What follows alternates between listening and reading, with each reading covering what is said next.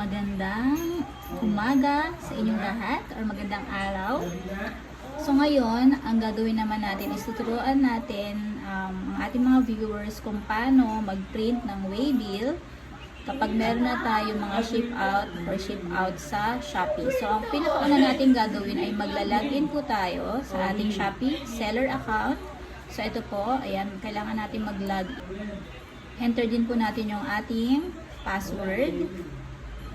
And then, click lang po natin yung ating login button. Ayan. So, good morning everyone. So, ngayon, ang ituturo natin sa inyo ngayon is kung paano mag-print ng waybill sa Shopee. So, kung naging successful na kayo sa inyong online, like ako kagabi, nag-live selling ako. So, meron ako ngayong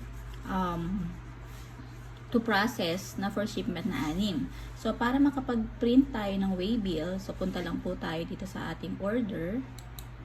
Ayan. So, syempre magla-login po muna tayo mga sisters and mga brothers sa ating Shopee account. Ngayon, so pagpunta natin dito sa orders, punta tayo sa orders. Ayan, hintayin lang natin. Ayan, so meron tayong to ship na 6. So, ito kahapon, so, meron na din akong nagawa na meron din mga umorder. So, yan. So, may for shipping na ako na 4. Then, may na-complete na 7. So, ngayon, yung mga to ship natin, ito. Oops. Yung alaga namin gising na. So, meron tayong 6 na for shipment. Ayan. Makikita nyo siya dito. Yan. So, unahin natin yung dito. So, paano tayo ngayon mag-arrange ng shipment at kung paano magpiprint ng waybill. So, ang gagawin natin is, click natin itong arrange shipment.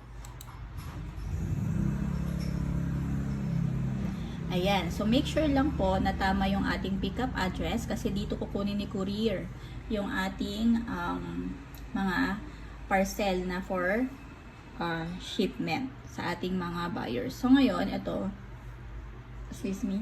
So, meron itong pickup date. So, pipili lang po kayo. So, ito, November 1, which is ngayon. And then, so, sabi dito sa message na reminder is please ensure that please ensure your parcels are ready for pickup as couriers will attempt to pick up your parcel as soon as possible. Actual courier pickup will vary depending on the courier's availability. So, dapat po pagka pumunta na po si Kuya Rider sa bahay ninyo or kung sinong designated na courier, ayan, kasi minsan si Flash, tulad nito, si Flash Express, minsan naman po si JNT. So, ngayon, i-confirm nyo lang po kung anong date po ang gusto ninyo. So, let's say, ito po, gusto nyo po ng November 11. So, ngayon po yan, November 11, 2022. So, i-confirm nyo lang po ito. Confirm nyo lang yan. Confirm. Yan. And then, antayin lang po ninyo, may lalabas po yan. Meron pong sinabi dito, ayan, successfully arranged na po yan. So, in case of unsuccessful pickup, rearrange pickup via app or seller center. So, halimbawa, hindi naging successful yung pag-pick up ni courier kasi may time po talaga na gano'n, experience ko din po yun. I-rearrange nyo lang po. So, sa ibang video po natin, gagawin natin yung pag meron pa mga unsuccessful na pick up ni courier. Ayun. Then, magme-message naman din po sila na hindi nila na-pick up kasi sobrang marami pong volume. So, ganun po yung na-experience ko. So, ito po, print po. I-click nyo lang po itong print. Ayan. Print. So, antayin lang po natin siya. So, ito na po yung print. Ito na po yung waybill. Ayan. So, ngayon po, pagka lumabas na yan, i-print nyo lang po siya. Ito po, click nyo po itong print document. Ayan. Click nyo lang po yan. And then, hintayin lang po natin lumabas. So, make sure lang po na meron po kayong printer. Ayan. Ako po black and white ang ginagamit ko. Ayan. So, ayan na po yung kanyang setting.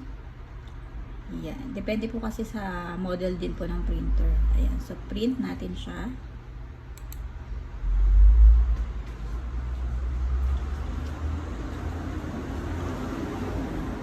So, ayan na po. Nagpiprint na po sa ating printer. Hintayin lang po natin siya. Ayan. O, diba? Narinig niyo po ba yun? So, ayan na. So, ito na ang ating printed na waybill. So, ngayon, kailangan na natin tong i-prepare dahil anytime dadating na si Kuya Rider. So ngayon, sana po marami kayo natutunan kung paano mag-arrange ng pick-up using Flash Express. Okay, thank you. And ayan, in addition po, once na na-arrange na po natin yung pick-up, makikita nyo po dito po sa part na to, yung under ng actions, is view pick-up details. Nakaganyan na po siya dapat, view pick-up details. Yung mga hindi pa po na-arrange, arrange shipment pa po ang nakalagay. So, ito po yung indication na na-arrange na po yung pick-up. Thank you po. Yay! Ayan, so dumating na nga ang rider.